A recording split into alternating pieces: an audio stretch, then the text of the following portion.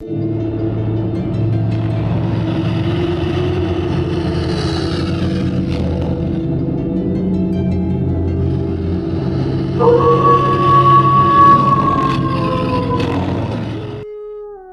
sombrios! Passando rapidinho para pedir a vocês que deixem seu like, compartilhem o vídeo e, se não for inscrito, se inscreva. Gosta do nosso conteúdo e deseja ajudar o canal? Clica no botão de valeu e contribua com o que seu coração desejar. Ou seja membro. Faça parte do clube de canais e veja qual categoria é mais confortável para você. Sem mais prosa, vamos para o vídeo. A caminhonete avançava lentamente pelo caminho de terra, levantando uma nuvem de poeira ao redor. Quando finalmente parou diante do alojamento, os homens desceram em silêncio, carregando cansaço e atenção no semblante. A atmosfera ao redor deles era pesada, carregada de uma sensação de urgência e incerteza, diante do novo rumo que suas vidas tomaram. O alojamento era uma típica casa grande de fazenda, com paredes de tijolos aparentes e janelas de madeira envelhecidas. Os telhados de telha de barro vermelha contrastavam com o verde da vegetação ao redor. A varanda larga circulava a casa, onde cadeiras de madeira já desgastadas pelo tempo estavam dispostas. Ao lado, havia um terreno onde restos de uma fogueira apagada sugeriam que, há pouco tempo, peões haviam se reunido ali, talvez discutindo o futuro incerto, ou só para cantar o som da viola. Aristeu permanecia imóvel à entrada do alojamento, com os braços cruzados e um semblante carregado.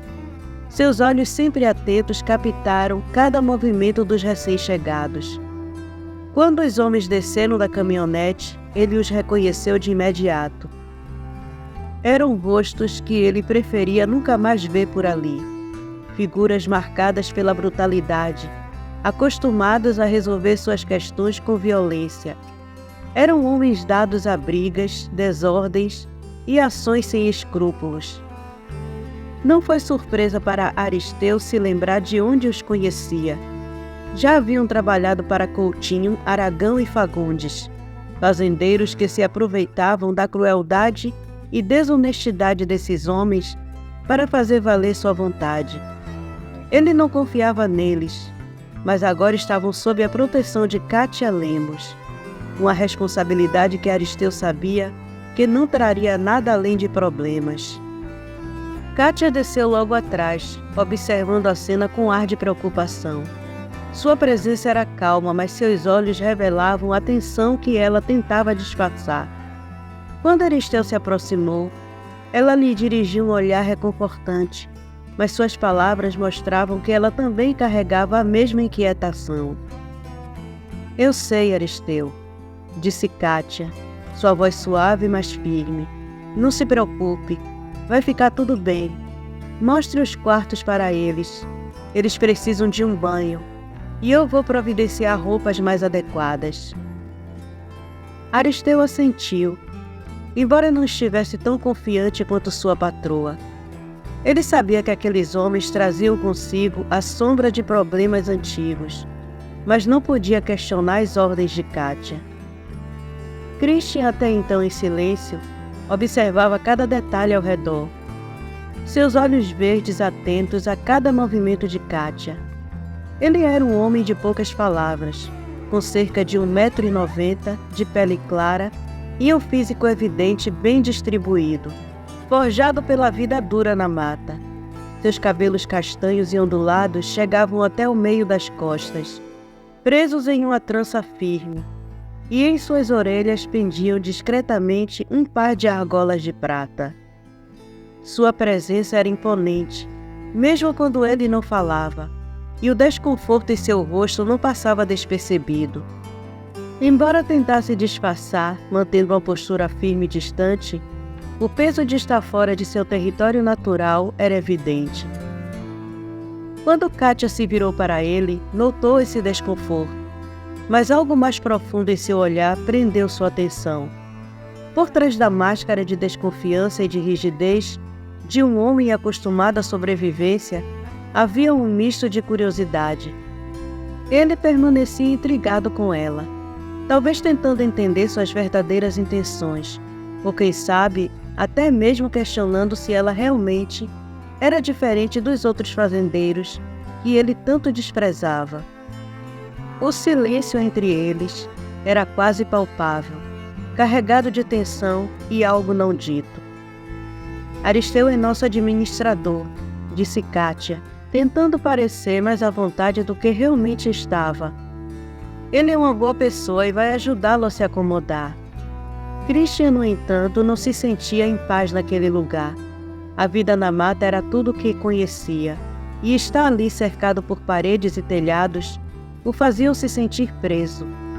Ele suspirou, tentando encontrar as palavras certas para expressar sua frustração. Não estou acostumado a dormir num lugar assim, disse ele, a voz baixa, mas carregada de sinceridade. Eu cresci e me criei na mata. Kátia parou e se virou para Christian, percebendo sua frustração. Ela sabia que ele era cigano, pois o amigo dele havia mencionado isso quando ela lhe deu comida na estrada, no dia anterior. Embora ele estivesse com os homens de Corisco, não parecia ser um deles.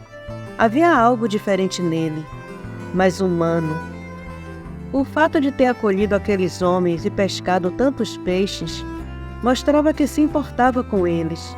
Além disso, a maneira como lidara com a pesca revelava sua habilidade na mata, o que a levava a crer que ele só estava ali por causa do amigo cigano. Foi então que Kátia se deu conta da ausência desse amigo. Olhou ao redor, mas não o viu. Provavelmente ele havia seguido Aristeu para dentro do alojamento junto com os outros homens.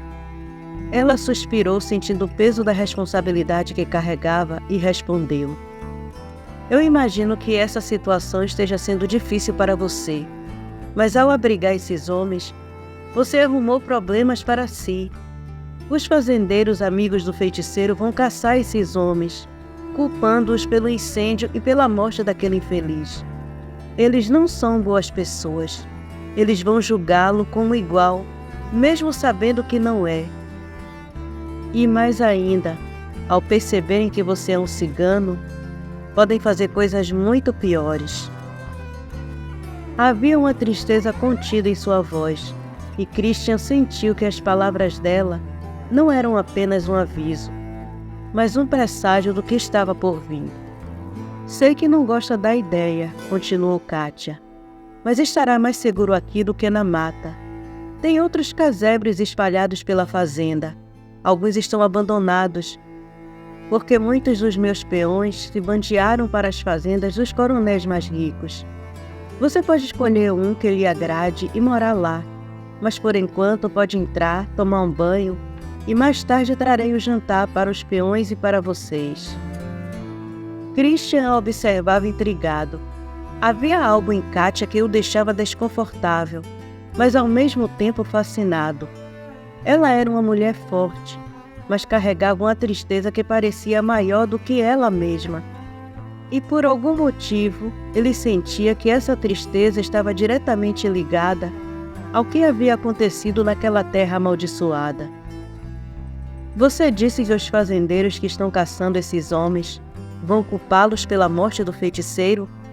Disse Christian, quebrando o silêncio, com uma pergunta que o incomodava.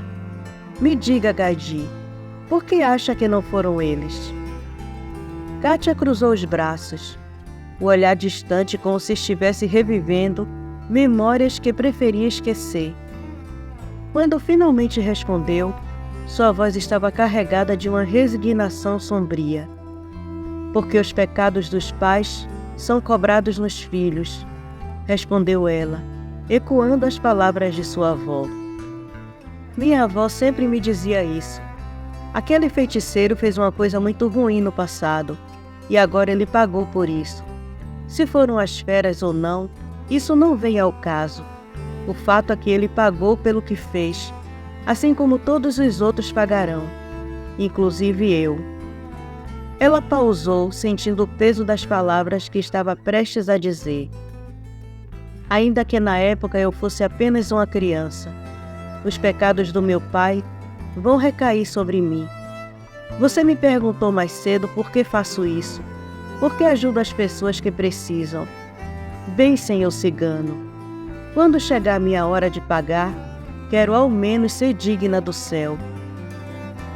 Christian encarava, e naquele momento compreendeu o que ela tinha de diferente.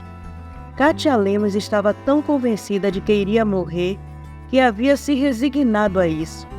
Nada mais importava para ela, exceto a redenção. Ele sentiu uma pontada de culpa por ter iniciado essa vingança, percebendo que nem todos os culpados eram realmente culpados. Mas agora era tarde demais.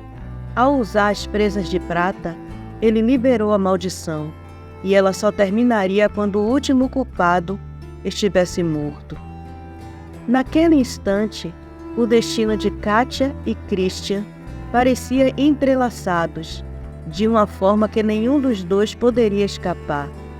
Ambos eram prisioneiros de seu próprio passado, e embora tivessem caminhos diferentes, sabiam que a sombra da morte estava sempre próxima, observando, esperando pelo momento certo para cobrar o que lhe era devido. Mais tarde naquela noite, quando o silêncio pesado da fazenda era interrompido apenas pelo canto distante dos grilos e pelo vento suave que balançava as folhas das árvores, Kátia e Célia caminharam até o alojamento carregando o jantar. A noite estava fresca, com a lua crescente iluminando o caminho irregular até o casarão, onde os homens estavam acomodados.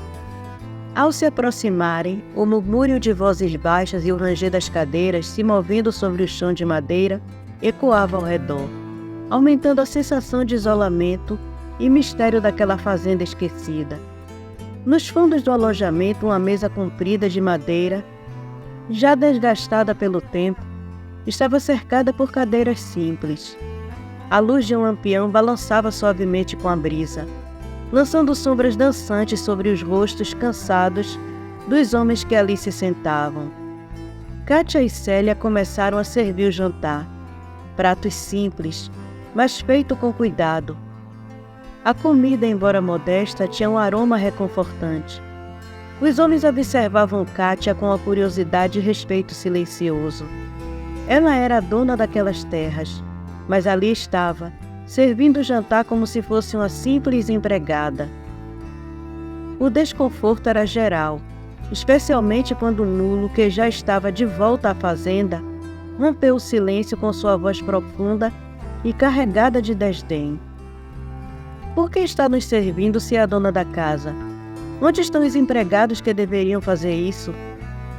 Kátia, que até então evitava o olhar penetrante de Nulo, sorriu sem jeito, tentando disfarçar o peso das palavras que sabia que viriam. Bem, respondeu ela com a voz baixa, mas firme. A maioria foi embora. Não tinham muito o que fazer por aqui. E encontraram salários melhores nas outras fazendas. Enquanto ela falava, os olhos de todos estavam fixos nela. Mesmo os novatos, empregados que foram de Curisco e agora haviam se juntado ao grupo recentemente, não conseguiram esconder a surpresa. Um deles, o mais jovem, franzindo o senho, perguntou com uma voz que misturava curiosidade e desconfiança. A família Lemos tem uma das maiores plantações de milho da região, além do gado que fornecia leite para a cidade. Como não há o que fazer numa fazenda tão grande como essa? Célia, que ainda estava servindo os pratos, foi quem respondeu. Sua voz era resignada, mas havia uma pontada de tristeza e frustração nas suas palavras. Dona Kátia se desgostou da fazenda desde a morte de seu pai, o finado Eduardo Lemos. Ela fez uma pausa respirando fundo antes de continuar. Os outros empregados, vendo as outras fazendas crescerem, enquanto essa ficava estagnada, abandonaram o lugar. Só ficaram os que são fiéis à família. Estamos aqui trabalhando apenas por abrigo e comida, pedindo à Virgem que ela se anime e meta a mão nessas terras, antes que se acabem de vez. As palavras de Célia cortaram o ar com uma lâmina afiada, revelando desespero oculto naquela fazenda em declínio. Christian, que observava tudo em silêncio, agradeceu a Célia pela comida antes de falar. Sua voz era firme, mas havia uma sinceridade ali que capturava a atenção de todos. Não sei se a patroa de vocês contou quem são os novatos, mas pela cara de alguns aqui, eu sei que já os reconheceram. Ele olhou ao redor, sentindo os olhares inquietos. Bem, nós não queremos nada de vocês, além de abrigo e comida. Vamos cuidar de suas terras, arrumar seu cercado e cuidar de seus animais, apenas por comida, água e abrigo. Eu e o meu amigo somos ciganos, e sei que não somos bem-vindos por essas bandas. Se não mexerem conosco, não vamos ter que retribuir. Christian fez uma pausa observando a reação ao redor da mesa. Alguns homens ainda demonstravam desconfiança, enquanto outros pareciam aliviados pela oferta de ajuda. A senhora não deveria deixar suas terras morrerem sem necessidade, continuou ele, voltando-se para Kátia. Não se sabe o dia de amanhã, e maldições podem ser retiradas, se o amaldiçoado fizer por merecer. As palavras de Christian pairaram no ar, como uma promessa velada. Nuno, que estava recostado em uma cadeira, com a cabeça baixa, sorriu ao ouvir aquilo, enquanto um murmúrio se espalhava entre os peões, divididos entre aqueles que concordavam com a presença dos ciganos e aqueles que temiam as histórias sobre as feras. Christian decidiu falar novamente, dessa vez com um tom mais sério. Eu garanto a vocês que essas feras não vão tocar em nada ou ninguém desta fazenda. Pelo contrário, elas vão garantir que este lugar esteja seguro, de dia e de noite. O silêncio tomou conta do ambiente. O som dos talheres arranhando os pratos era tudo que se ouvia, enquanto as palavras de Christian ecoavam nos pensamentos de todos. Aristel, que até então havia mantido sua postura reservada, sentiu uma pontada de alegria e esperança. Ele acreditava que talvez, com a ajuda desses homens, a antiga glória da fazenda Lemos pudesse de alguma forma retornar. Kátia, por outro lado, sentia um misto de conforto e incerteza. As palavras de Christian lhe davam uma sensação de segurança momentânea, mas a dúvida permanecia. Ela ainda se perguntava se valia a pena investir em uma terra que mais cedo ou mais tarde acabaria como a dos Rodrigues ou o sítio de Curisco, queimada e infrutífera, amaldiçoada pelas sombras do passado. No fundo, Kátia sabia que estava lutando contra o inevitável. Mesmo assim, havia algo na determinação de Christian que a fazia querer acreditar que talvez a maldição pudesse ser quebrada. O destino daquela fazenda parecia, por um momento, estar em equilíbrio entre a esperança e o desespero. Após o jantar, quando os pratos ainda estavam sendo empurrados de um lado para o outro na mesa, os novatos, com gestos meio desajeitados, começaram a ajudar Célia a recolher os utensílios e panelas. Eles se entreolharam, trocando palavras de cortesia. Para aqueles homens, aquele tratamento gentil era algo que há muito tempo não recebiam. Eram tratados pelo feiticeiro como animais, mesmo quando estavam na forma humana. Por 30 anos foram tratados com desigualdade e brutalidade, como se não houvesse uma parte humana neles. Retribuir o tratamento gentil e cortês era uma tentativa de se habituar à nova rotina daquela fazenda, que parecia suspensa no tempo. O som de pratos empilhando-se ecoava suavemente pelo ambiente, misturando-se ao farfalhar das folhas lá fora, enquanto a noite começava a se aprofundar. Kátia observava a cena em silêncio, sentindo um leve conforto por ver que, mesmo em meio a tantas incertezas, ainda havia uma ordem natural, uma rotina que poderia ser mantida. Quando tudo estava organizado, Nuno se aproximou dela. Os passos dele eram leves, quase inaudíveis, mas seu olhar carregava uma intensidade que ela sempre achava difícil de sustentar. "Nós vamos caminhar um pouco. Estaremos de volta mais tarde", disse ele, sua voz baixa, mas firme, como se soubesse exatamente o que viria pela frente. Kátia apenas assentiu, os pensamentos ainda perdidos na dúvida que a atormentavam. Ela observou os dois homens se afastarem, desaparecendo na escuridão crescente que cercava a fazenda. Sentindo o peso daquela noite, ela se virou e caminhou de volta para a casa principal. O som de seus passos era abafado pelo vento. Enquanto Kátia seguia em direção à casa principal, Aristeu, o capataz mais velho, permaneceu parado na soleira da porta do alojamento, observando os dois homens se afastarem com curiosidade. Ele tinha vivido naquela fazenda por tempo suficiente para saber que algo grande estava para acontecer. Os instintos de homem do campo, aguçados por anos de experiência, o faziam sentir que aqueles ciganos traziam mais do que apenas promessas de trabalho. Eles carregavam a aura de mistério, de algo sobrenatural, e isso o inquietava. Christian e Mulo caminharam em silêncio pela fazenda, os passos ecoando pelo chão de terra batida enquanto se dirigiam para o limite da propriedade.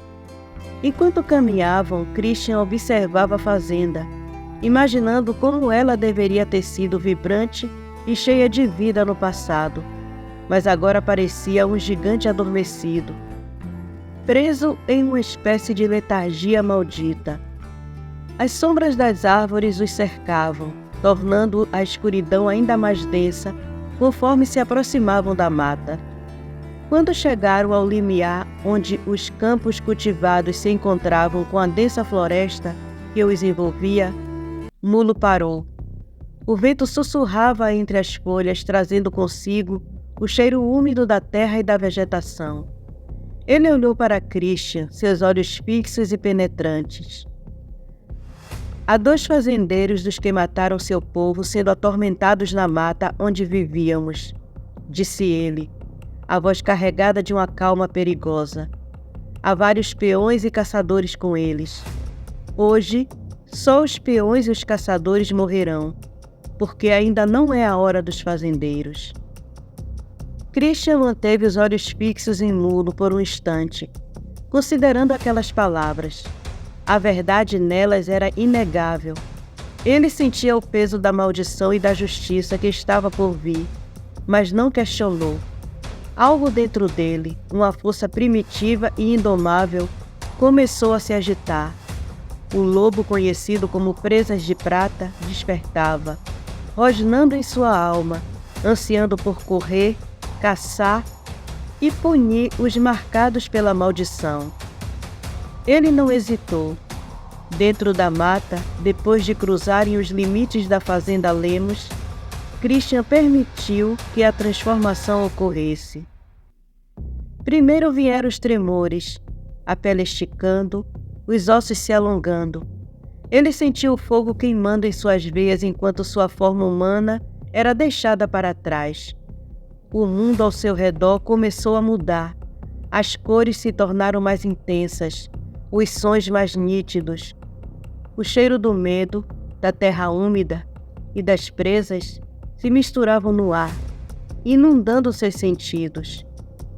Quando a transformação se completou, o homem não estava mais ali. No lugar, um lobo poderoso de pelo negro, com 3 metros de altura comparados a um cavalo de grande porte, se erguia sobre 4 patas poderosas. Seu corpo massivo era musculoso, como um touro, e sua estrutura era larga como um urso pardo. Os pelos do lobo brilhavam como prata sob a luz da lua filtrada pelas copas das árvores. Seus olhos incandescentes como brasas perfuravam a escuridão ao redor. Cada passo que ele dava fazia o chão tremer, como um aviso silencioso para todos que estavam próximos. Sem hesitar, o lobo se lançou em uma corrida veloz pela mata. O vento cortava seu pelo enquanto ele se movia com agilidade sobrenatural. As patas pareciam mal tocar o chão, tamanha velocidade. Ele sentia a presença dos homens à frente, perdidos e aterrorizados. O som de suas respirações ofegantes e de passos desordenados ecoavam na mata. O cheiro do medo deles era intoxicante, impulsionando o lobo a correr ainda mais rápido. Finalmente ele chegou ao lugar onde os fazendeiros e os seus caçadores estavam. Eles se encontravam em uma clareira cercada por uma névoa vermelha que parecia pulsar, como se estivesse viva. Os fantasmas do passado, almas atormentadas, cercavam o grupo, sussurrando palavras de vingança e dor. As figuras espectrais flutuavam ao redor dos homens, tocando suas mentes, despertando os piores pesadelos. Os caçadores estavam em pânico, os olhos arregalados e cheios de terror, tentando desesperadamente encontrar uma saída daquela névoa sufocante. Os fazendeiros, por outro lado, pareciam quase catatônicos, seus rostos pálidos enquanto enfrentavam as consequências de seus crimes. Foi nesse cenário caótico que um uivo ensurdecedor cortou o ar. O lobo gigantesco e imponente emergiu das sombras. Seu uivo era um som primitivo e aterrorizante, uma promessa de destruição. Os caçadores e peões congelaram, seus olhos fixos na criatura que os encarava com olhos ardentes. Não havia como escapar. O destino deles estava selado. O lobo atacou com uma fúria controlada, movendo-se com uma precisão mortal. Suas presas de prata brilhavam à medida que ele rasgava a carne dos homens, cada mordida acompanhada pelo som de ossos se partindo. Os gritos de dor e terror ecoavam pela mata, mas para o lobo era apenas o som da justiça sendo feita. Enquanto os caçadores e peões caíam um a um, a névoa ao redor deles parecia se tornar ainda mais densa, como se absorvesse o sangue derramado e a dor infligida. Os fantasmas, satisfeitos com a vingança, começaram a desaparecer lentamente, suas vozes se esvaindo no vento. Quando o último caçador e o último peão caiu, o lobo parou. Seu corpo estava coberto de sangue, mas seus olhos permaneciam ferozes, focados nos fazendeiros que ainda estavam de pé, embora claramente abalados. Eles não seriam poupados para sempre, mas por enquanto, Muno tinha decidido que a hora deles ainda não havia chegado. E Christian, agora completamente dominado pela fera, sabia que obedeceria essa ordem, mas não por muito tempo. Com um último olhar de advertência para os fazendeiros, o lobo se virou e desapareceu na escuridão da mata, o som de suas patas sumindo rapidamente enquanto ele retornava à fazenda. A vingança tinha começado, e o eco dos horrores daquela noite permaneceria por muito tempo na memória daqueles que sobreviveram para contar a história.